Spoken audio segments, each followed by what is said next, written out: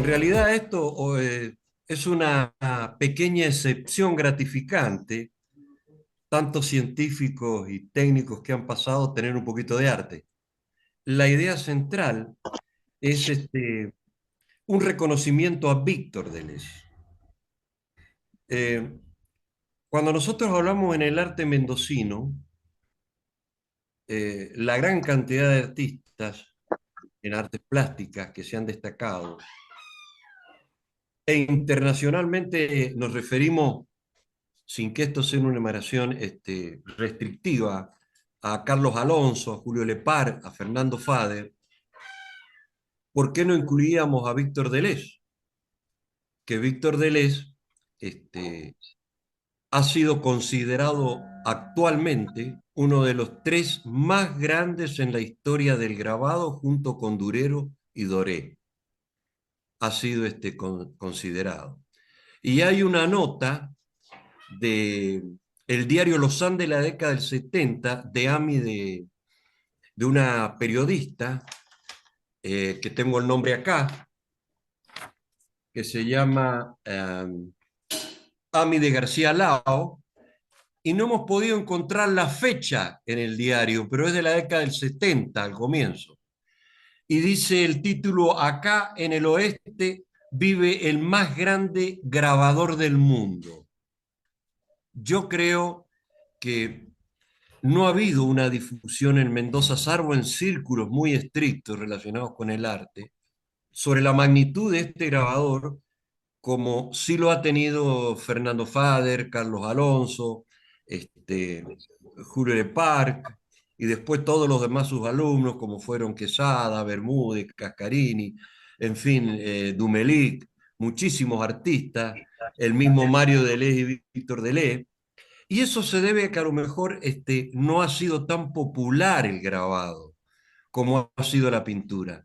Y si hoy vamos a una exposición de arte, es mayoritariamente pintura, dibujo y a veces escultura. Pero el grabado es una cosa que no ha estado difundido como se merece en Mendoza, siendo que acá en Mendoza ha estado uno de los más grandes grabadistas en la historia del enamorado de Mendoza. Bueno, Mario es el hijo que va a hablar algo conmigo.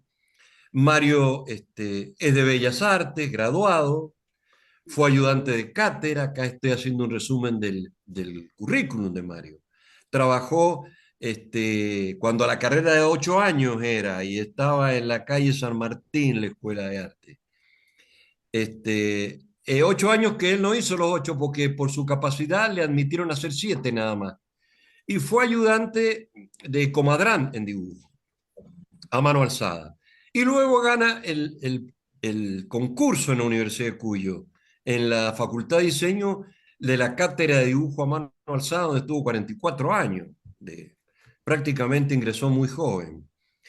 Y bueno, Mario ha sido un estudioso también del grabado, aunque su inclinación fue más por el dibujo y la pintura. La escultura también. La escultura y la creatividad. Lo que tenemos que sí dejar claro es que Mario ha participado en muchísimas exposiciones, nacionales e internacionales. Y como un resumen no lo vamos a nombrar. Y que hizo un curso Creatividad de creatividad aplicada. aplicada en Santiago de Compostela. Santiago de Sí, Compostela. sí. Dos Y años. 2 años radicado allá. Y él ha dado cursos en el extranjero, también Mario. Y bueno, ha sido muy vasta la actividad de Mario, está acá junto conmigo, y decidimos reunirle un pequeño homenaje al papá de él, que como Mario me está diciendo acá, el papá nace en el 1901 en Amberes, en Bélgica, El 16 de marzo. el 16 de marzo, Sí, y sí. muere en febrero del 85 en Exactamente. Mendoza. Él es ciudadano mendocino por adopción, a pesar que conoció el mundo. Era Bueno, un enamorado de Chacras de Coria, que es un lugar de Mendoza, apartado a 12 kilómetros de la ciudad central, de lo que es la capital de Mendoza, pero es un lugar paradisíaco. Y es ahí donde él, por primera vez, vio la casa donde hemos vivido toda la familia. Y siguen viviendo y grandes Es compañeros del ACE. Visitamos el viernes, tuvimos el honor de visitar ese el, ta- paraíso, el el, museo, el donde taller, sí. están los tacos originales de los grabados, cuyo valor es incalculable. Hoy es incalculable esa obra. No se puede calcular. No hay nadie que se anime a estimar el valor que tiene. Bueno, Víctor, me dice Mario acá que estudió en Amberes. Hizo la secundaria ahí, ingresó en artes plásticas y se perfeccionó en Londres y en París. Y volvió para hacer el servicio militar. En Alemania eligió. Cuando salió de Alemania, Víctor vuelve a Bélgica y hace una carrera de ingeniería agronómica y química, paralelamente a su actividad de artes plásticas. En realidad, nosotros podríamos llamar esta charla de Bélgica a Mendoza y de Mendoza al mundo, pero Víctor Deleuze se viene a Buenos Aires. Viene a Buenos Aires justamente a una edad temprana, toma un buque carguero y desembarca en Buenos Aires. Y ahí, lógicamente, siendo bastante joven, veintitantos años que tendría, tiene que dedicarse a usar de algún modo sus capacidades. Y bueno, diseña mobiliario, hace exposiciones de xilografía, muestra sus trabajos abstractos desde temprana edad, que ya las realizaba en Amberes, llega el momento en que lo contratan, lógicamente, en la Universidad Nacional de Cuyo. Pero, Costó, pero, pero, este, en Buenos Aires, el contrato todavía no se puede formalizar porque no está organizada la universidad.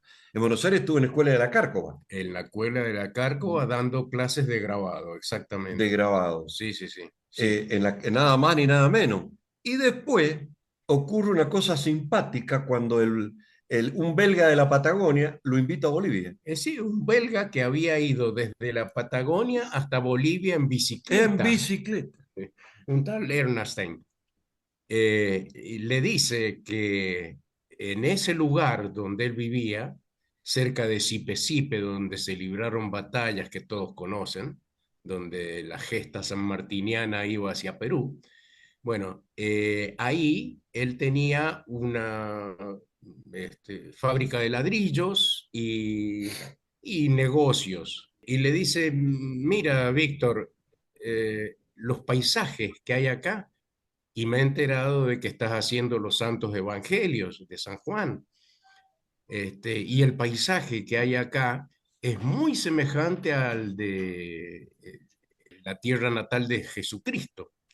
Entonces, le dice, ¿por qué no te vienes? Y bueno, mi padre en ese momento simplemente tomó un tren y a los 3 días llegó a ese lugar de Bolivia. Eh, Ahí construyó una pequeña propiedad con todo su estilo y las características de lo que estaba eh, viendo en arquitectura, etcétera, etcétera, y respetando el estilo que había en ese momento en Bolivia, ¿no? Bueno, conoce personajes importantes, uno que era representante del gobierno eh, en el Vaticano, ¿eh?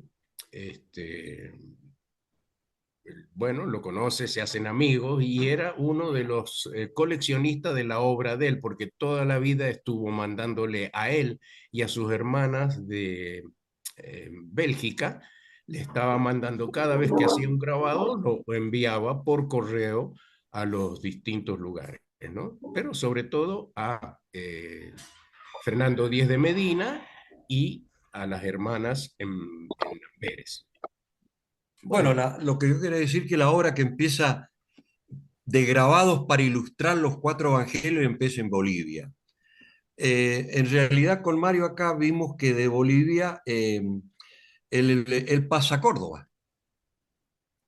Córdoba, y se instala en la estancia de un plenipotenciario ahí. claro, alguien que conocí en Buenos Aires que tenía estancias en el país y una de ellas era en Y Córdoba. sí, Previamente ella hace un viaje a Chile, pero está muy poco tiempo allá. Pero se instala durante aproximadamente 4 años en Córdoba, recibiendo constantemente pedidos de la Universidad de Mendoza, en la de Universidad Cuyo. Nacional de Cuyo, para que él fuera profesor de grabado en la Escuela Superior de Artes Plásticas. Bueno, en realidad el doctor Edmundo Correa, cuando funda la universidad, pone sus ojos en grandes representantes en diversas disciplinas, entre las cuales está Carl Becker, que también viene de OIT en economía, que OIT estaba en Bruselas, y uno de ellos es Víctor Deleuze. Aparte vienen en filosofía y letra, en agronomía, los grandes pensadores de aquella época y especialistas que le dieron tanto brillo a la Universidad Nacional de Cuyo. Él sigue con sus trabajos particulares de grabado y no deja nunca, vamos a ver cómo termina, de preparar las ilustraciones de los cuatro evangelios. Exactamente, los Nunca cuatro para nada. evangelios los desarrolla gran parte en Bolivia, pero sigue trabajando en Córdoba y en Córdoba para porque fabricó, inventó una máquina para sacar grabados, para tomar grabados, una prensa que tenía entre 0 y 3.500 kilogramos de Una, presión. una verdadera creación a lo Leonardo da Vinci, ese aparato. Sí, sí. A eso lo vieron, lo vio Luis, lo vio Adolfo, y vimos la hermosura de diseñar eso para valerse de todos esos elementos que él inventaba en aquella época y completaban su grabado, ¿cierto? Y bueno, y su tarea es enorme. Y acá tenemos nada más que, va a leer Víctor, perdón, Mario, Mario, sí. va a leer algunos antecedentes internacionales que es de asombro, ¿no? Sí, claro, era una persona que trabajaba todo el día, leía, escribía cartas, pero grababa e investigaba. Bueno, voy a leer los catálogos más importantes para que se den una idea de la magnitud de la obra. En el Museo de Breda, en 1956, sobre textos del Apocalipsis de San Juan, con prefacio de Marcini Correa, que era un profesor de filosofía muy categorizado. Luego, el primer catálogo de la Comisión Nacional de Bellas Artes, una exposición de la serie de 49 grabados sobre el Apocalipsis de San Juan, con prefacio de Massini Correa. El primer catálogo japonés de 32 páginas. Segundo catálogo japonés con 50 páginas y un tercer catálogo que ha tenido 100 páginas y 90 reproducciones. Esa, eh, ese recorrió más de 100 ciudades en Japón, la princesa Hirohito. Bueno, sigo con salones de exposiciones de conjunto. La Internacional de Chicago en el 40, de París en el 47, Praga en el 46, La Haya en el 45, Ámsterdam en el 46, Rotterdam en el 46 también. Después, una de 3 grabadores belgas en Bruselas en el 47.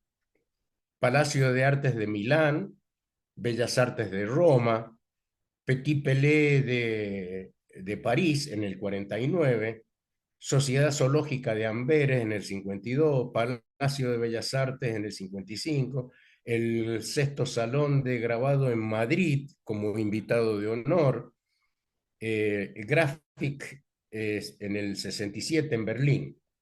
Tres internacionales del collage surrealista en el 65, 66 y 67 en Checoslovaquia. Y otras tres internacionales de Fantasmagie en Checoslovaquia también, pero también 65, 66 y 67. E innumerables exposiciones colectivas que escapan a esta síntesis. Después aparecen las exposiciones individuales en los siguientes países. Argentina, en Mendoza, Córdoba, Buenos Aires, Olavarría, Tucumán, Rosario, Santa Fe, Entre Ríos, Corrientes, La Pampa. Chile, Paraguay, Uruguay, Bolivia, Costa Rica, Estados Unidos, en California, Florida y Nueva York y Washington. En Canadá, en Quebec y Montreal. En Suecia, Alemania, Italia, Francia, Inglaterra, Holanda, Bélgica, en Brujas, en Amberes y en Bruselas y en Leer. En Checoslovaquia, Yugoslavia, Suiza, España, Sudáfrica, Congo belga y otros países de África y Japón en más de 100 lugares. Era una exposición itinerante del Evangelio que llevaba pueblo por pueblo la princesa Hirohito. Oh, eso fue un espectáculo porque la princesa Hirohito, por lo que yo he leído acá junto con Mario, este, la paseó por Japón en 150 pueblos, Sí, siguiendo una tarea en cada pueblo evangelizadora, interpretando los grabados de Víctor Deleuze. Nada más ni nada menos. claro. Evangelizadora. 49 grabados sobre que es la edición que salió en un libro muy importante que se hizo acá en la Argentina, en Kraft en aquel momento. Y salió al mundo, digo al mundo porque fue hasta el Vaticano, en el año 1944. Ese libro, todo forrado en cuero y con un cuero blanco para el Vaticano, fue realmente El un libro de los boom. cuatro evangelios, Sí, el libro de los cuatro. Que respecto de ese libro, más adelante hay una simpática anécdota cuando lo vio Bergoglio, el papa que ha fallecido ahora. ¿Y qué es lo que hizo Bergoglio? Ya se va a contar esa anécdota más tarde. sí, bueno. En las distinciones que recibió. En 1966 es elegido miembro extranjero de la Real Academia de Ciencias, Letras y Artes en Bélgica. Candidato al premio Rembrandt de Salzburgo. Invitado por el Ministerio de Exterior de Bruselas a exponer individualmente en Argentina y Sudamérica. En 1970 aparece el libro bilingüe Víctor Deleuze, Apocalipsis, Danza Macabra y Grabados en Colores del doctor Petra Sierralta. Bueno, siguen las exposiciones y en 1970 aparece el libro bilingüe Víctor Deleuze, Apocalipsis, Danza Macabra y Grabados en Colores del doctor Petra Sierralta. En el 71, una placa recordatoria del homenaje realizado por el pueblo de Chacras de Coria, que él adoraba y donde tenía una colección de habitantes de Chacras de Coria, lo cual hacía que en Chacras de Coria lo adoraran como un artista que los llevaba al mundo. En 1974 es condecorado oficial de la Orden del Rey Leopoldo II por el rey Balduino de Bélgica. En el 74, una placa recordatoria en homenaje realizada por el gobierno de la provincia de Mendoza. En el 79, Laurel de Plata, otorgado por el Ateneo del Rotary Club de Buenos Aires y Personalidad del Año en 1978. 26 de junio de 1981, en Amberes, esto es importante, el gobierno belga, a través de su Ministerio de Cultura, apoyado por altas personalidades del mundo artístico, le ofrece un homenaje con actos académicos protagonizados por grandes hombres de la cultura. Eso fue directamente en Bélgica, tuvo que viajar. viajó con mi madre y una tía, ¿no? A su vez se realiza una enorme exposición retrospectiva de la obra de Víctor Deleuze. Este homenaje tuvo gran trascendencia y fue apoyado por una importante edición del catálogo biográfico del maestro. Bueno, Es eh, enorme, no se puede eh, denunciar toda la obra. Este, lo que yo sigo insistiendo, que como se dice a veces, nadie es profeta en su tierra, ¿no? sí, sí. Amaba a Chacras de Coria y Y bueno, vivió y falleció ahí. Porque eso al poco tiempo de llegar contratado en el 1940 por la Universidad Nacional de Cuyo, él compró una propiedad cercana a 1 hectárea, donde había una casa vieja hecha con los adobes que se hacían en aquel entonces, de unas paredes de 60 centímetros aproximadamente, y él adoraba eso, pero tenía terror por los terremotos. ay, Entonces tenía 2 camas que hizo antisísmica, que antisísmicas. las vimos con Adolfo y con Luis el viernes. Sí, sí, sí, son 2 camas antisísmicas. Una que hizo al poco tiempo de Y con casarse. Raúl también fue. Ah, sí, Raúl sí, también sí, fue. fueron varios allá. Sí, sí, sí. Bueno, esas camas eran justamente porque él siempre tuvo miedo de que se le cayera el techo encima. Y la otra era una que hizo para mi hermano Chris y para mí en nuestra habitación, en una habitación propia, que fue el primer lugar que él ocupó para el taller de grabado, esa habitación. Bueno, esa cama tenía 8 columnas de guatambú forrada con álamo, y tenía una escalera por la que se subía a un lugar donde estaban los escritorios para estudiar, porque nosotros éramos estudiantes en ese entonces, ¿no? Pero todo torneado y bueno, es un espectáculo, un espectáculo. Ahí está hay una anécdota muy simpática cuando viaja para a pedido de Juan Domingo Perón, que le haga el retrato. Ah, sí, sí, sí, esa época, el doctor Cruz, que era rector de la Universidad de Mendoza y que fue también cuando se hizo el Centro Balseiro en el sur, Sí, donde se hicieron nuestros, ¿cómo se llaman? Los satélites. sí, sí, el Bueno, Centro de Prestigio Internacional. de prestigio internacional. Sí. Él Y, fue para hacer un retrato a bueno, Juan Domingo Perón, bueno, no me acordaba. claro, claro. Y fue allá a la Casa de Gobierno y él estaba en el despacho de Perón cuando atendía a la gente. Y entre tanto, mientras él atendía, él le iba haciendo el retrato.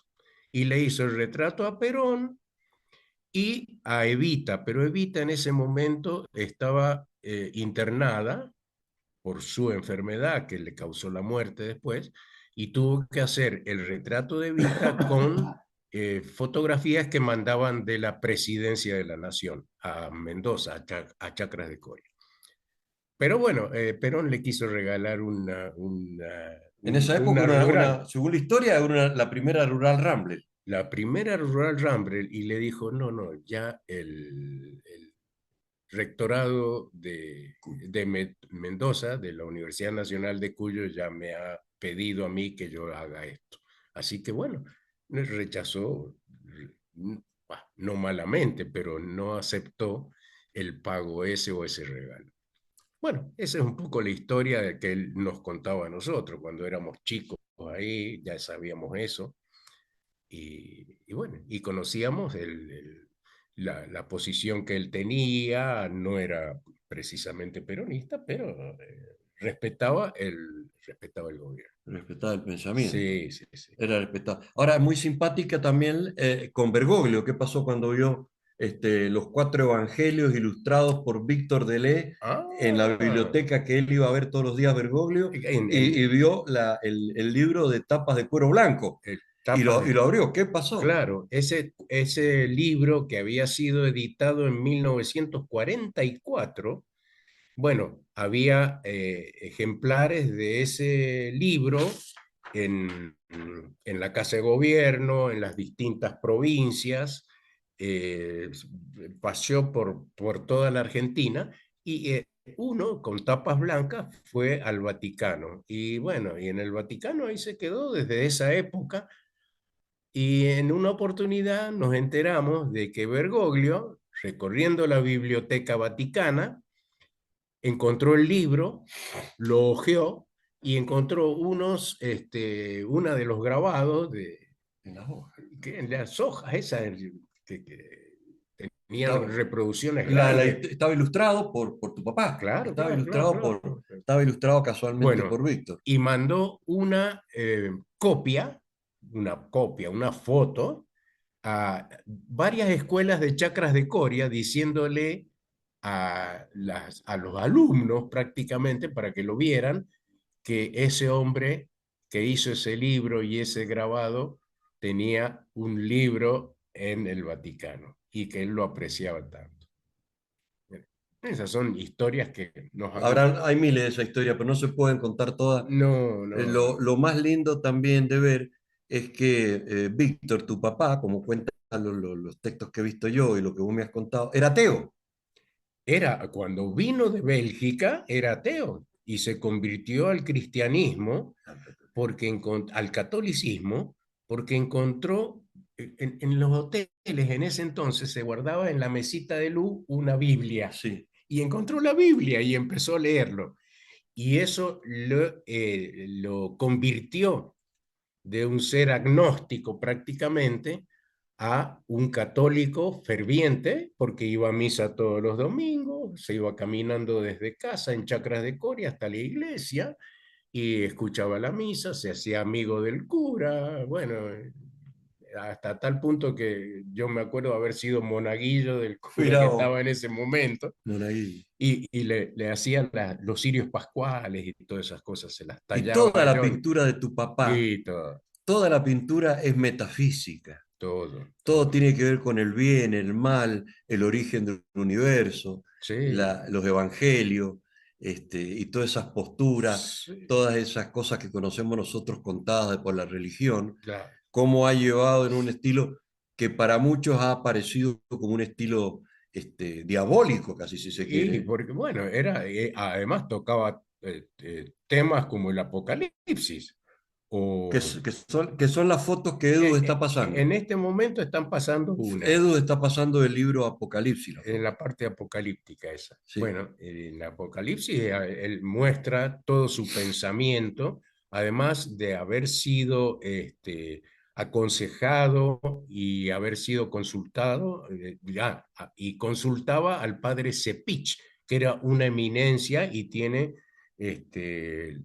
textos sobre mi padre de ese sacerdote, que era una eminencia, un intelectual increíble. Bueno, y en fin, y toda la vida de Deleuze era alrededor de la factura del grabado, de la escultura, porque también hacía escultura, y fotografiaba, y tenía una máquina fotográfica antiquísima y con eso se las arreglaba, porque teníamos un sótano para, este, para no tener luz natural o luz artificial ahí que molestara.